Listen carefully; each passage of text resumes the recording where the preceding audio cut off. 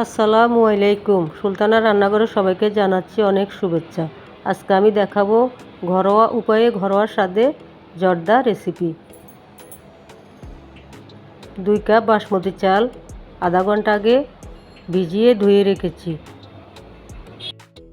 এরপর চুলায় একটি ফ্রাই প্যান বসিয়ে দিব। 3 কাপ পানি দিয়ে দিব।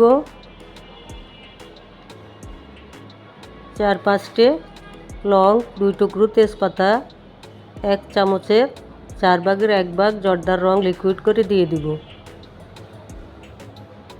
এরপর চালগুলো দিয়ে দিব।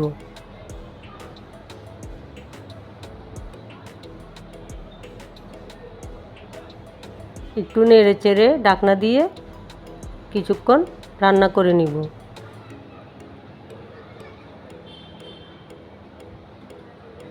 বেশি সিদ্ধ করা যাবে না, আধা সিদ্ধ হলেই নামিয়ে নিতে হবে। সিদ্ধ প্রায় হয়ে এসেছে, এরপর নামিয়ে নিব। চুলে আরেকটি ফ্রাই প্যান বসিয়ে দিব। 2 টেবিল চামচ ঘি দিয়ে দিব।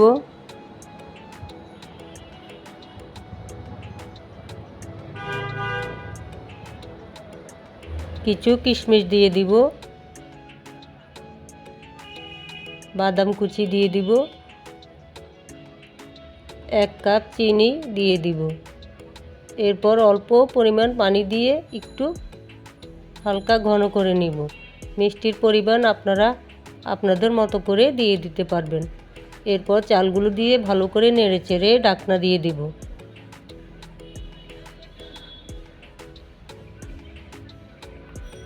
আবারও ঢাকনা তুলে হালকা করে নেড়ে চেড়ে নিব।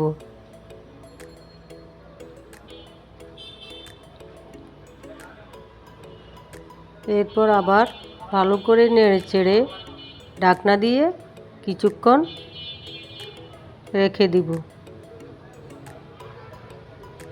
দেখতেই পাচ্ছেন খুবই ঝরঝরে হয়েছে।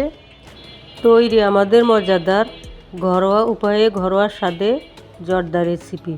যদি ভালো লেগে থাকে আশা করি পাশে থাকবেন। সবাইকে জানাচ্ছি অনেক শুভেচ্ছা। আল্লাহ হাফেজ।